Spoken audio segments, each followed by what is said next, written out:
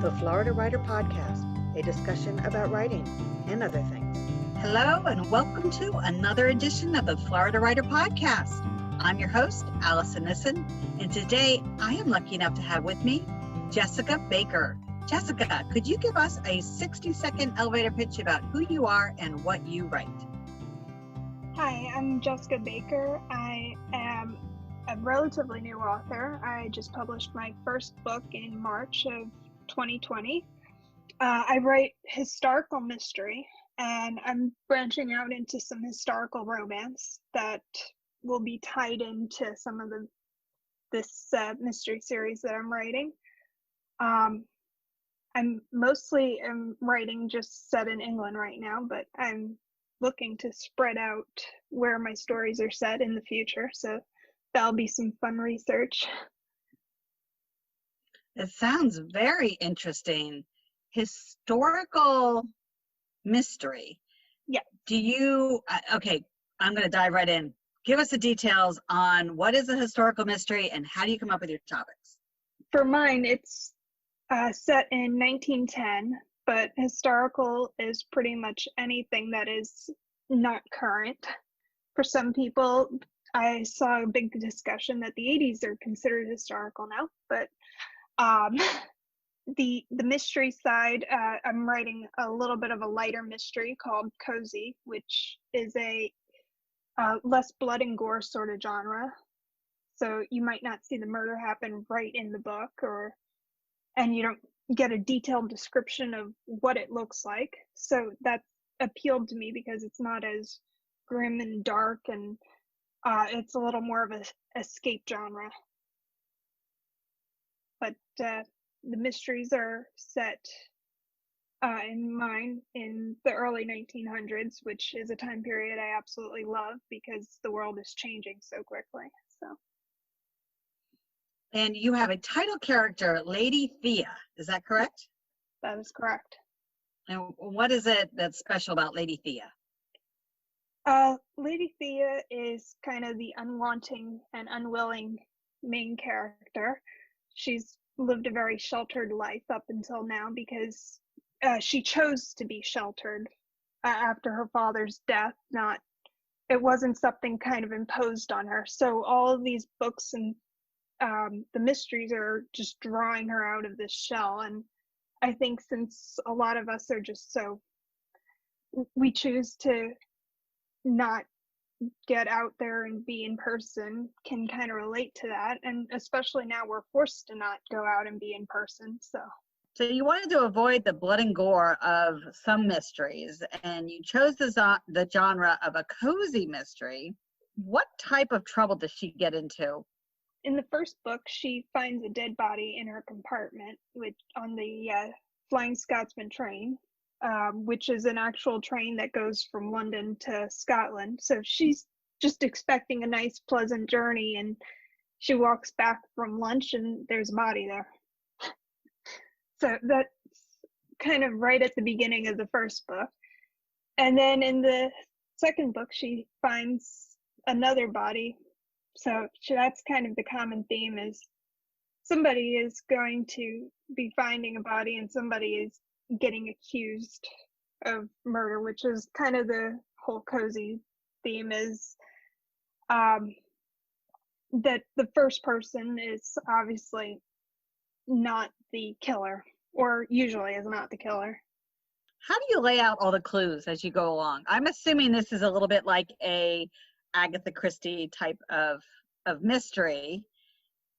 And I know that she lays out the clues, like offers little hints along the way. So do you also do that?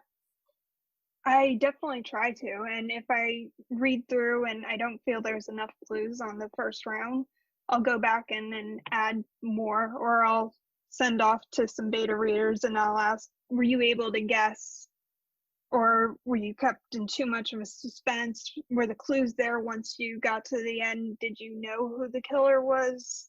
Those kind of questions. And if nobody is able to figure it out and it feels like it came out of left field, I go back and I try to fix things so that everything flows a little better. But I tried to offer the clues in the along the way so that they can see it if they go and, but maybe the motives aren't as clear as to the why. Is there a magic number for the number of clues you'd like to have? There is not a magic number, at least not for me. I just kind of put in what feels right. And do you think Thea reflects your own personality in any way? I mean, I think she has little bits of me, and I think all of the characters kind of have little bits and pieces. I mean, in the second book, there's the story I use about Thea and her grandmother's cat, which was based off a true story that happened to me. She gets attacked by a cat, and it really did happen. So it was like it was perfect in the place as to why she was like freaking out over this cat being here. And because I mean, I love cats, but I still kind of get that anxiety being around an unfamiliar one after I got attacked by one. Oh, I can only imagine that there is a story behind being attacked by a cat. Not nearly as interesting as I just had my hand on a couch and the cat darted across the room, but it still just kind of left me with that anxiety. That's a little crazy. It was very crazy. And who is your favorite character to write? Is Thea the favorite character? Actually, no. I have two favorites. It's Thea's friends that she meets on the train, James and Wilhelmina. Wilhelmina is an American who has come over and married into the British aristocrats. And James is a newspaper reporter, so he's kind of fun because he seems super nosy and he just likes to get into everything. So they were both fun characters to write. I bet they are fun characters, particularly when you can put them in a little bit of trouble. Yes. And they have to work their way out of it, I imagine. Yeah. And they're both a little more outgoing than Thea, so that's fun too. Multi-dimensional characters. That's what we like to read about, certainly, yes. As an audience. And what's the most fascinating bit about research that you've done? The most fascinating was still all the research I did for book one, which was mostly about the Flying Scotsman and the different, like where the hotel was along the way. And the Flying Scotsman is a real train, as I mentioned, and it's still in operation. It's been in operation about 150 years, which is just incredible to me. And they have a hotel in Scotland at the other end of the train line from where Thea starts, called the Balmoral Hotel. And it's also still in operation. And it was relatively new when she was heading up there. So I found all of this fascinating, that these were real places that you can still go to, because so many historical things are set in places that you can't go to anymore or don't exist to begin with. Is all of this now on your bucket list? Yes. I imagine doing the research and being able to paint the picture is a lot of fun, but also very rewarding. Who are some of the authors that have inspired you? Agatha Christie really did inspire me with her closed room and locked location kind of mysteries, where you have a set of characters and they have to be one of the killers. One of the people has to be the killer, not some random person that you never saw. So and then there were Nun and Death on the Nile, where they were just kind of one is obviously traveling, the other one is set on an island, so they're forced to be one of those. And I really love the suspense in those. And then just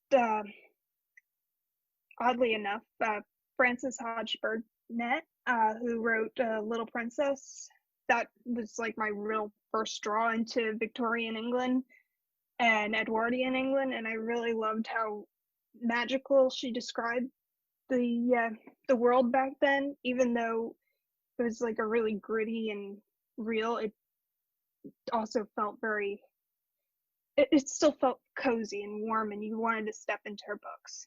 So I really liked that. tell me about Jessica Fletcher. Do you have a connection there? I do. I was actually named for her, which also kind of inspired a love of mysteries. I grew up watching some of the Murder, She Wrote, so that always drew me into mystery as a genre. I will confess that I was an avid Jessica Fletcher fan as well. And along with all the other British mysteries, the cozy mysteries they have on BBC, I will gobble those up.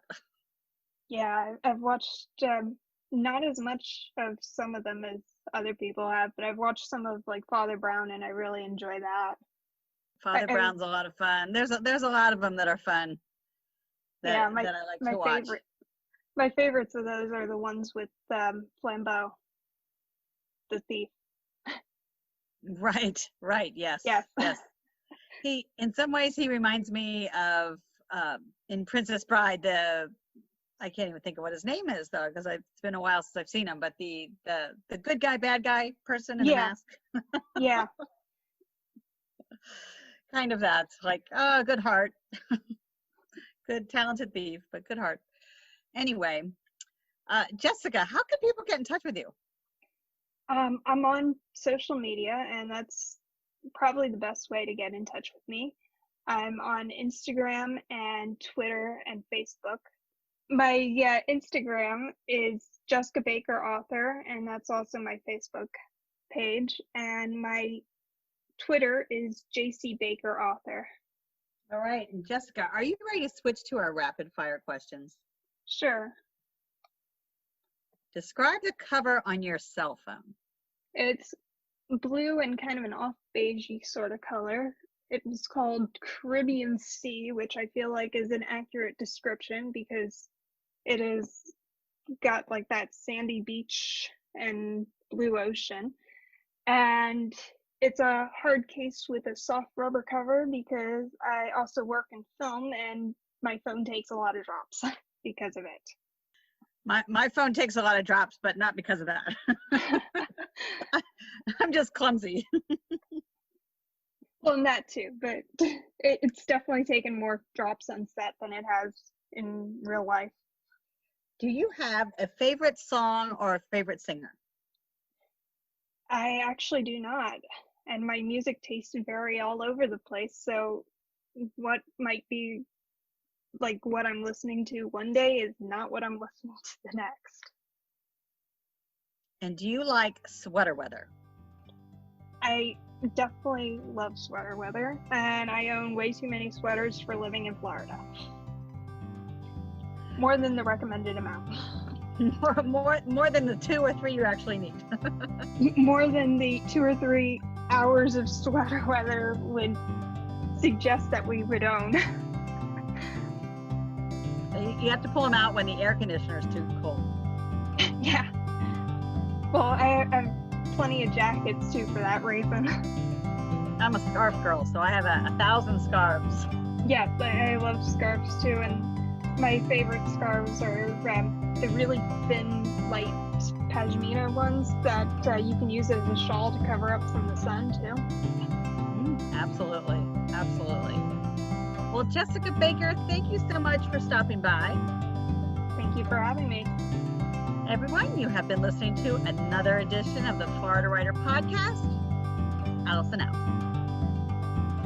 Named for the famous fictional mystery writer, Jessica Fletcher, Jessica Baker picked up a pen when she was in elementary school and never set it down. Jessica lives in sunny central Florida and is a member of the National Sisters in Crime community. When she's not writing, she freelances as a camera assistant in film, which provides plenty of inspiration for her stories. Visit Jessica at her website, jessicabakerauthor.com. For more information on the Florida Writers Association, visit us on the web at floridawriters.net.